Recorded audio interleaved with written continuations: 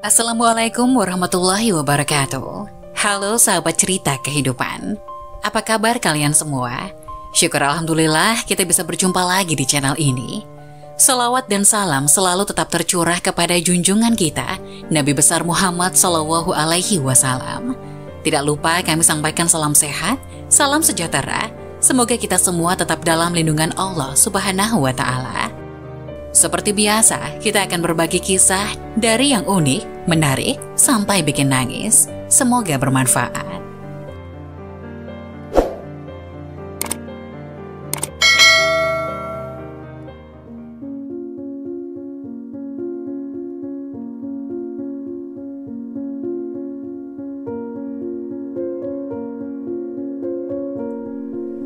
Wajib tahu, sholat subuh tepat waktu Allah jamin 5 hal ini. Salah satunya bisa melihatnya. Sholat 5 waktu adalah kewajiban setiap umat muslim di dunia. Di antara sholat tersebut, salah satu yang berat dilakukan adalah sholat subuh. Karena sholat ini mengharuskan muslim bangun sangat pagi untuk mendirikannya. Karena itu banyak yang menyebut muslim yang taat menjalankan sholat subuh adalah para pejuang subuh, karena tak semua muslim mudah menjalankannya. Salat subuh juga memiliki keutamaan istimewa. Hal ini disebabkan karena nilainya yang tinggi dalam syariat. Rasulullah Shallallahu Alaihi Wasallam mengetahui bahwasanya waktu subuh adalah waktu yang sulit. Banyak sekali keutamaan yang akan kita dapatkan di waktu subuh. Salah satunya keutamaannya adalah Rasulullah Shallallahu Alaihi Wasallam mendoakan umatnya yang bergegas melaksanakan salat subuh tepat waktu. Sebagaimana yang disebutkan dalam hadis, "Ya Allah, berkahilah umatku selama mereka senang bangun subuh." Hadis riwayat Tirmizi, Abu Dawud, Imam Ahmad, dan Ibnu Majah. Jika Rasulullah Shallallahu Alaihi Wasallam yang berdoa, maka tidak akan ada hijab atau penghalang di antara beliau kepada Allah. Karena kita semua tahu, Rasulullah adalah orang yang secara jasadiah paling dekat dengan Allah. Pada hadis lain, Rasulullah Shallallahu Alaihi Wasallam bersabda, "Siapa yang menunaikan salat subuh, maka ia berada dalam jaminan Allah dengan sesuatu selain dari salat yang pada saat kamu mendapatkannya, justru kamu tergelincir ke dalam api neraka." Hadis riwayat Muslim. Apabila Allah yang memberikan jaminan, maka tidak ada keraguan sedikit pun bagi kita untuk mengingkarinya. Dari Aisyah radhiyallahu anha, Rasulullah Shallallahu Alaihi Wasallam bersabda, 2 rakaat saat fajar pahalanya lebih indah daripada dunia dan isinya. Hadis riwayat Tirmizi. Berikut 5 jaminan Allah bagi hambanya yang mengerjakan salat subuh tepat waktu. 1. Pahalanya seperti salat 1 malam penuh.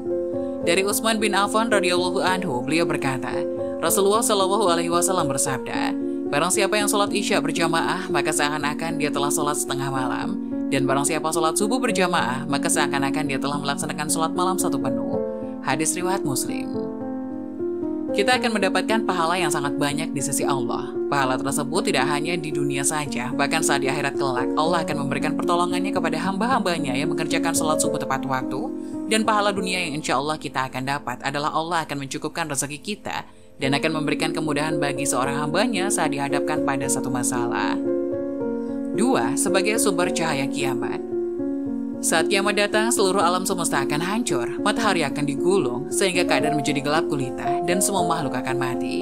Saat kita dibangkitkan dan dikumpulkan di padang mahsyar untuk menghadapi pengadilan Allah, maka disitulah akan terlihat cahaya dari orang-orang yang semesta hidup di dunia sering mengerjakan kewajiban sholat 5 waktu, dan di antara sholat subuh.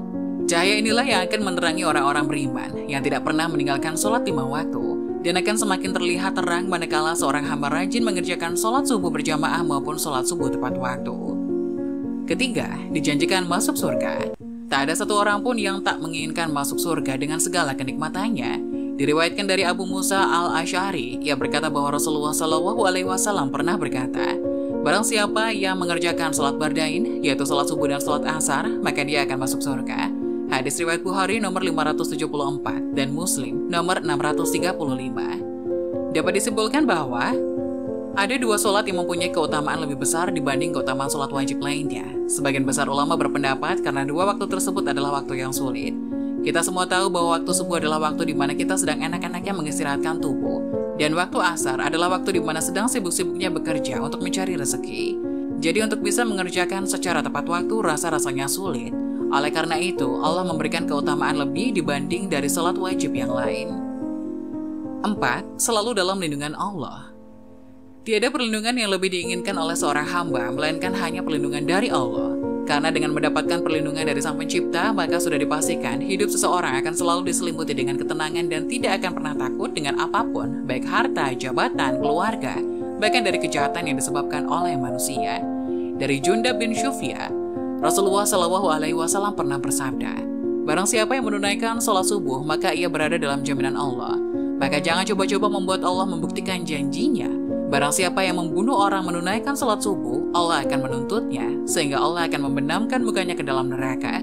Hadis riwayat Muslim, At-Tirmizi, dan Ibnu Majah. Dapat disimpulkan bahwa Allah memberikan balasan bagi siapapun yang menghalangi orang lain untuk mengerjakan sholat, terutama adalah sholat subuh. Kelima, dapat melihat Allah Subhanahu wa Ta'ala. Siapa yang tak ingin bisa melihat Allah, pencipta semesta alam dan seisinya secara langsung? Rasa-rasanya tidak ada satu manusia beriman pun yang tidak ingin melihat Allah. Dari Jabir bin Abdullah radhiyallahu anhu, ia berkata, kami sedang duduk bersama Rasulullah SAW ketika melihat bulan purnama. Beliau berkata, sungguh kalian akan melihat Rabb kalian sebagaimana kalian melihat bulan yang tidak terhalang dalam melihatnya. Apabila kalian mampu, janganlah kalian menyerah dalam melakukan sholat sebelum terbit matahari dan sholat sebelum terbenam matahari. Maka lakukanlah. Hadis riwayat Bukhari dan Muslim. Adapun jangan tinggalkan dua surat yang dicontohkan Nabi Muhammad SAW ini saat salat subuh setelah membaca Al-Fatihah. Salat subuh dikategorikan sebagai ibadah yang berat, terutama bagi orang munafik. Maka hanya orang yang imannya kuat saja yang mampu mengerjakannya. Saat mengerjakan salat subuh sama seperti salat lainnya, wajib membaca surat Al-Fatihah. Selanjutnya dianjurkan untuk membaca ayat-ayat yang ada di dalam Al-Quran. Lantas surat apa yang sebaiknya dibaca saat salat subuh, bahkan jangan sampai tertinggal? Salah satu sunnah sholat yaitu membaca surat yang ada di dalam kitab suci Al-Quran. Baik itu surat berupa ayat pendek maupun panjang, diperbolehkan dengan tetap memperhatikan bacaannya. Ayat Al-Quran yang wajib dibaca yakni surat Al-Fatihah, baik dalam sholat wajib maupun sunnah. Adapun surat atau syarat Al-Quran dibaca setelah membaca Al-Fatihah ialah bebas. Sebagai pengetahuan, Al-Quran terdiri dari 114 surat dan 6.000 lebih ayat. Jadi semuanya memiliki pilihan surat atau ayat yang melimpah untuk dibaca. Saat sholat setelah membaca Al-Fatihah, dianjurkan untuk membaca surat atau ayat dalam Al-Quran tersebut. Mungkin dari surat-surat pendek yang ada dalam juz 30 alias juz amma. Akan tetapi ada dua ayat yang sering dibaca oleh Rasulullah SAW ketika sholat subuh. Apa suratnya? Dari Qutbah bin Malik, beliau pernah berkata, ia pernah sholat subuh bersama Nabi SAW. Beliau pada rakaat pertama membaca surat Qaf ayat 10 yang artinya, dan pohon kurma yang tinggi-tinggi yang mempunyai mayang yang bersusun-susun. Hadis riwayat Muslim. Dari hadis tersebut bisa disimpulkan Rasulullah SAW di rakaat pertama pada salat subuh setelah membaca Al-Fatihah, beliau membaca surat Qaf sampai ayat ke-10 saja. Isi surat Qaf ini intinya adalah untuk memperingatkan manusia tentang kejadian mereka dan mengingatkan tentang nikmat yang diberikan kepadanya. Begitu juga peringatan tentang hari berbangkit, hari berhisab, surga, neraka, pahala, dosa, dan lain sebagainya. Supaya kita semua ingat kepada Allah bahwasanya akan ada hari berbangkit, di mana manusia akan dibangkitkan dari kubur lalu dihisab oleh semua amalnya dan diberikan balasan sesuai dengan amalan perbuatannya semasa hidup di dunia.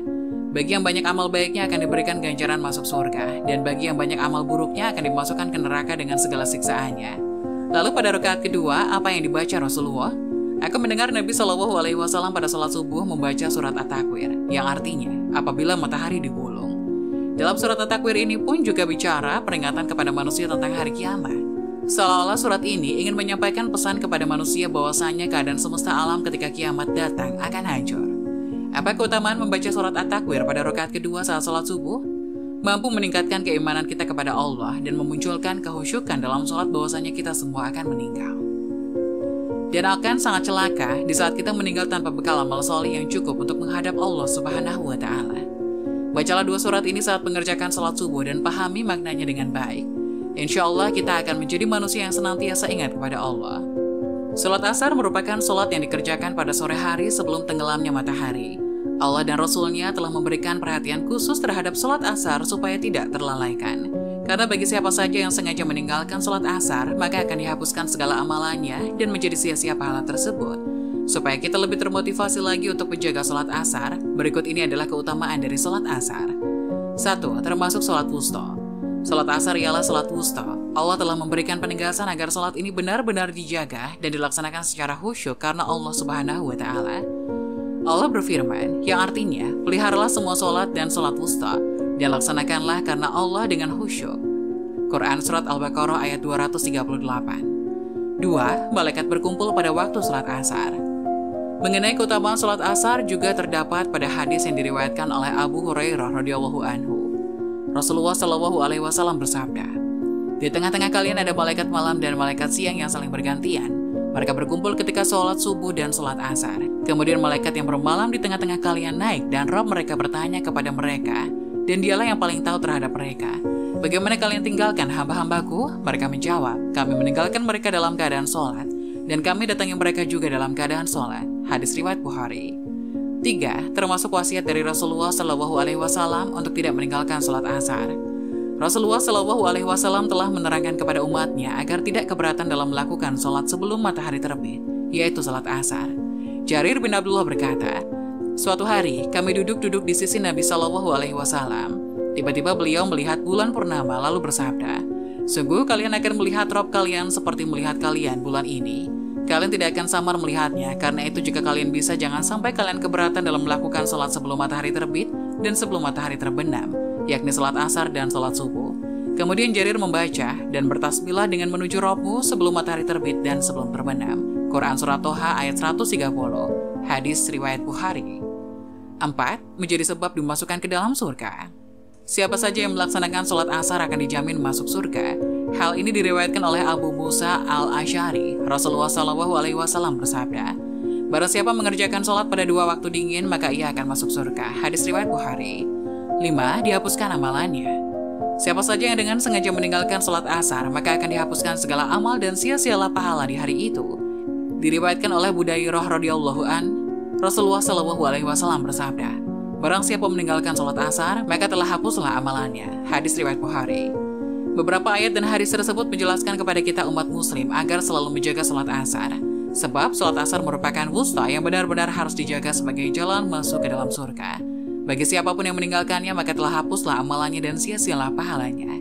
Semoga penjelasan tadi dapat memberikan hikmah dan manfaat untuk penonton semuanya. Jangan lupa like, subscribe channel ini agar tidak ketinggalan info-info bermanfaat selanjutnya. Sekian dari kami, terima kasih. Wassalamualaikum warahmatullahi wabarakatuh.